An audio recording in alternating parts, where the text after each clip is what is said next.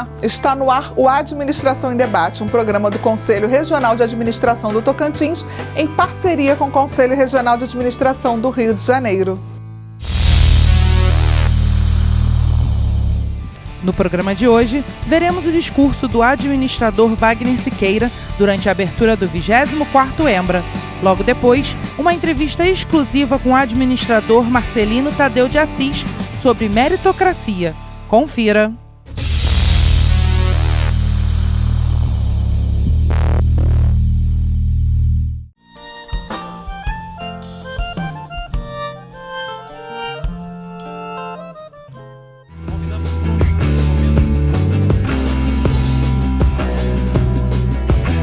No mês de comemoração do Jubileu de Ouro da Administração, o presidente do CRA-RJ, administrador Wagner Siqueira, participou da abertura do 24º Encontro Brasileiro de Administração, que foi transmitido ao vivo pela rádio e pela TV CRA-RJ. Em seu discurso, o administrador falou sobre a crise atual e o papel da administração para que o Brasil possa sair da situação que está vivendo. Trago um abraço muito fraterno, muito cordial, da comunidade profissional dos administradores do Rio de Janeiro, ao povo e aos administradores, em especial gaúchos. Mas não só os gaúchos, mas também toda a comunidade profissional do Brasil aqui presente. É verdade que essa intimidade, essa cumplicidade, essas relações com gaúchos já vêm de longe, não apenas do Conselho, mas desde o dia em que, nos idos de 1930, os gaúchos amarraram o cavalo no obelisco e de lá mais não saíram. É verdade. Mas 1983, terceiro EMBRA. Terceiro EMBRA se marcava pelas eleições primeiras de governador, a abertura política, a campanha das diretas já, a afirmação da cidadania. Ninguém exerce um papel político sem exercer a cidadania, quando a gente participa ou se omite em relação aos fatos que nos envolvem. Em 83, exercemos a cidadania, compreendemos que o Brasil tinha que efetivamente compreender as relações que tinha que existir com seus irmãos de toda a América. E aqui, no Rio Grande do Sul, neste hotel, surgiu a OLA, surgiu o ENLA, surgiu toda a formação em que tanto temos aprendido e também temos trocado com os colegas latino-americanos.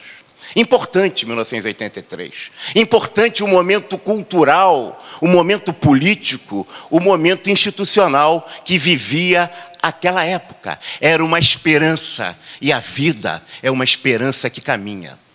2015. A nossa situação é bem distinta. A cidadania está esgarçada. A invasão de poderes cada vez mais destroem as relações que existem nas instituições brasileiras. O Brasil vive uma crise total de seus valores morais, que emergem todos os dias na televisão, com mais um preso, mais uma corrupção, mais um lava-jato. O Brasil vive uma crise total econômica, produzida não pela esperança de uma construção de um país, mas na certeza e na constatação diária que a gestão econômica brasileira é de baratas tontas, contraditórias, mal afirmativas, faz uma coisa, faz outra, vem para cá, vem para lá, nega e afirma.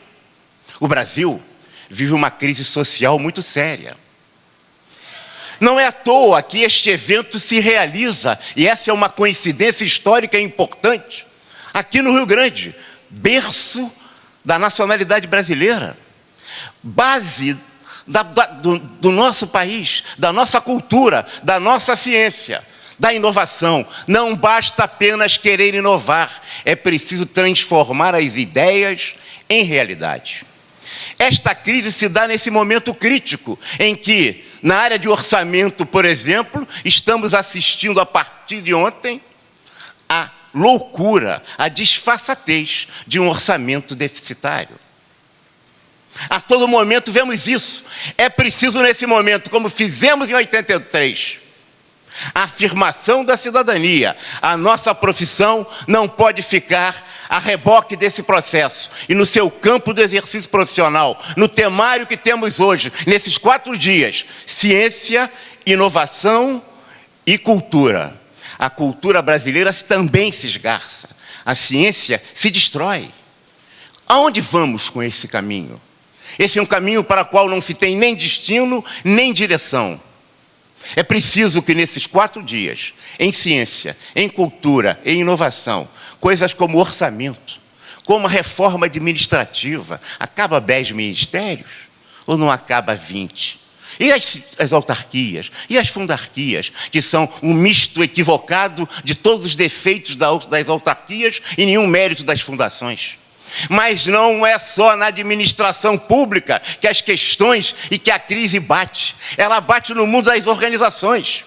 Porque é a organização que desrespeita a mulher, que desrespeita o negro, que faz a discriminação como homossexual, que faz a discriminação contra o imigrante, que faz a discriminação contra o idoso. Ninguém vai exercer um processo democrático se nós não contribuirmos como profissão para transformar no nosso espaço, que a sociedade nos clama, o exercício da cidadania, da nossa profissão como papel político.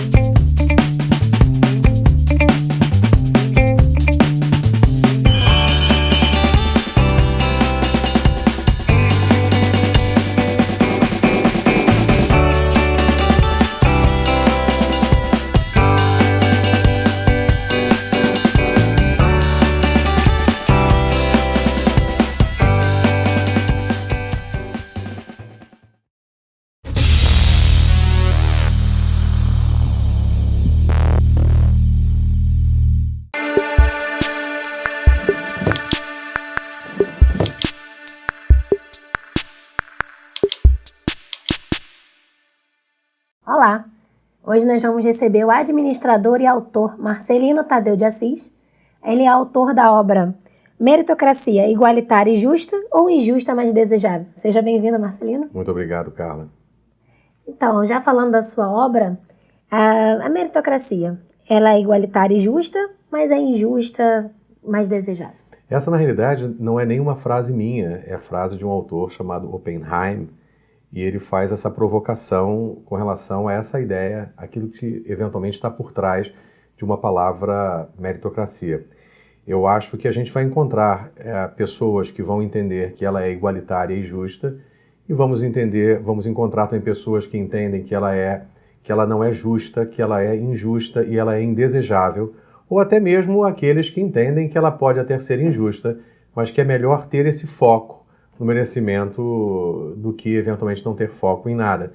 Então essas perguntas são provocações que eu tentei capturar e provocações com as quais eu tentei lidar para produzir a ideia do livro.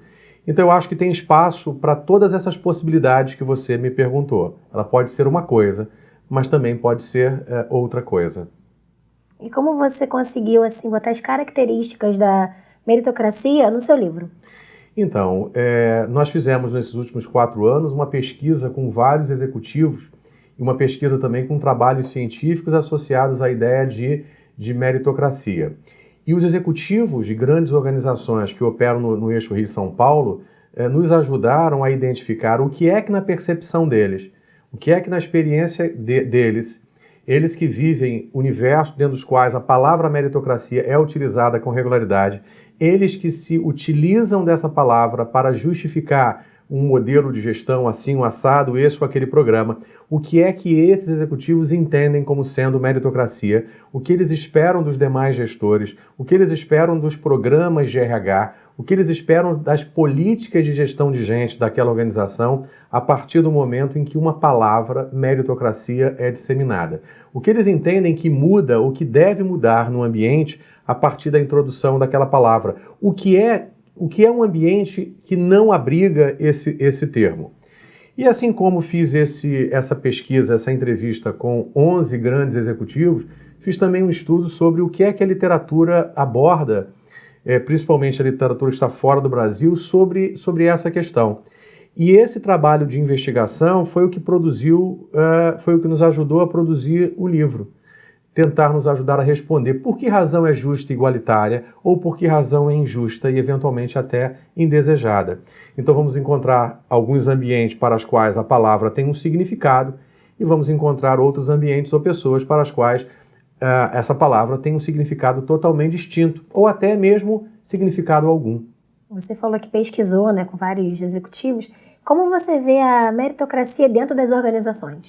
Então, veja, uma das frases que eu gosto muito e que uso muito é uma frase que foi dita por uma executiva nossa aqui do Brasil, a diretora da Great Place to Work. Ela diz que o grande objetivo da meritocracia é eliminar no futuro próximo as discussões sobre meritocracia.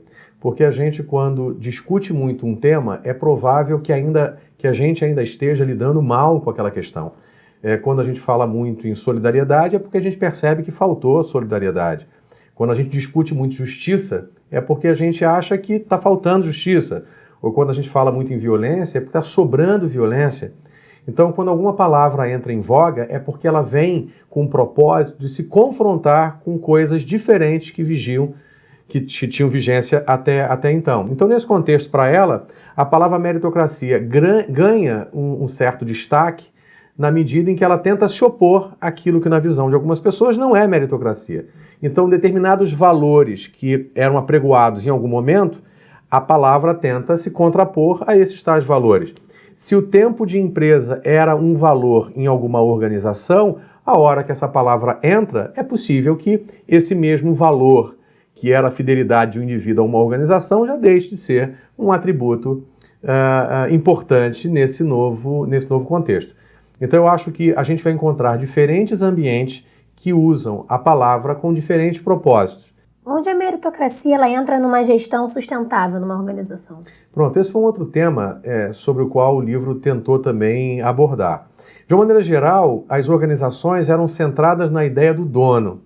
Então, a ideia de shareholder era a ideia prevalente. Todo mundo trabalha para satisfazer o acionista, todo mundo trabalha para satisfazer o dono. E a hora que a gente percebe que as organizações são mais complexas hoje do que já foram complexas no passado, nós não temos mais somente um olhar, o olhar para o acionista, o olhar para o dono. Temos um olhar mais plural, é o olhar chamado de olhar dos stakeholders, ou seja, todos aqueles que influenciam a nossa empresa ou que são por ela influenciados são pessoas importantes ou são instituições importantes e que a gente precisa também, com a ideia da meritocracia, olhar. O que isso significa?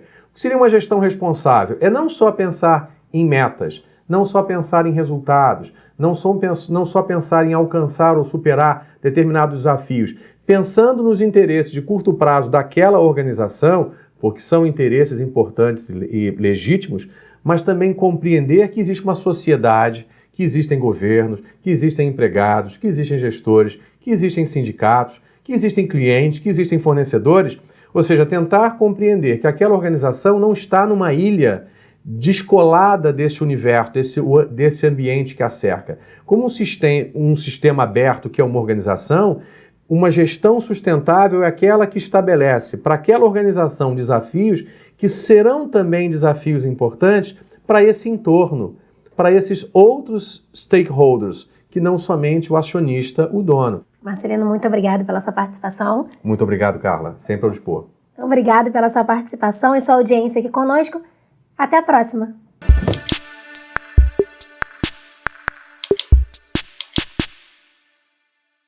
O Administração em Debate desta semana fica por aqui. Na próxima semana, um programa só para você aqui em Tocantins. Até lá!